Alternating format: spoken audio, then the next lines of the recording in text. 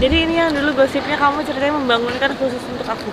Katanya punya istri artis, jadi nggak tahan kalau nggak ke Jakarta, makanya minta bandara, katanya gitu. Enak banget hidup saya ya kalau saya punya suami terus. Wakil Gubernur Jawa Timur Emil Elestianto Dardak menyambut baik terwujudnya Bandara Dhoho Kediri. Bandara tersebut diharapkan akan mampu menunjang perekonomian dan transportasi wilayah Jatim bagian barat. Menurutnya operasional bandara diharapkan akan membawa dampak positif terhadap akses transportasi maupun pengembangan perekonomian di wilayah Kediri dan sekitarnya. Terlebih kabupaten dan kota yang ada di sekitarnya, terutama di wilayah selatan memiliki potensi pariwisata yang cukup besar. Kondisi itu akan memperpendek dan mempercepat akses bagi wisatawan lokal maupun mancanegara. Mantan Bupati Trenggalek ini bercerita, terwujudnya Bandara Dhoho Kediri tidak lepas dari peran serta 8 kepala daerah di wilayah Mataraman. Awalnya pada 2016 Emil mengajak 8 kepala daerah membuat petisi ke Presiden Jokowi lewat Menko Polhukam saat itu Luhut Bin Sarpanjaitan. 8 kepala daerah ini membuat petisi kepada Presiden agar ruang udara militer di Jawa Timur bagian barat dibuka untuk sipil.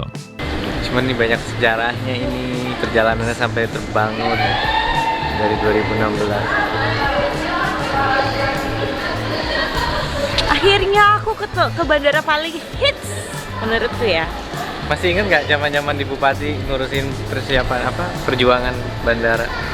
Nggak tidur. Saya ingat awal-awal kita pengen bangun bandara yang dekat dengan Trenggalek, terus langsung ada gosip dibully dulu, sama netizen. Dulu ada gosip di Trenggaleknya, oh Mas Emil mau bangunin bandara karena pada saat itu dianggap tidak mungkin gitu daerah selatannya Mataram. Assalamualaikum. Karena istrinya nuntut ada bandara ya dia ke Jawa dari Jakarta biar pulangnya cepet. Aku bilang wow, andai kan suami aku mau membangunkan candi untukku.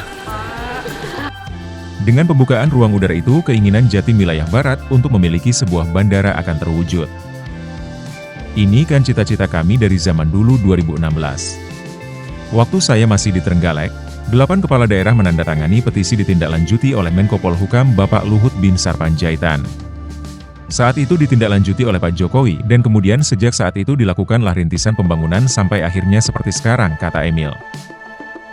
Dari data yang dihimpun Detik Jatim, usulan pembangunan bandara awalnya berada di wilayah Tulungagung Selatan. Di tengah proses itu, PT Gudang Garam masuk menawarkan kerja sama pembangunan bandara dan disetujui menjadi proyek strategis nasional, PSN, dibangun di Kabupaten Kediri. Di sisi lain pembangunan Bandara Dhoho Kediri berdampak pupusnya rencana pembangunan Bandara Purboyo di Malang Selatan.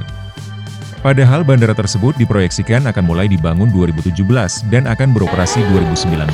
Arsitekturnya keren ya? Tapi arsiteknya kenapa harus dari luar?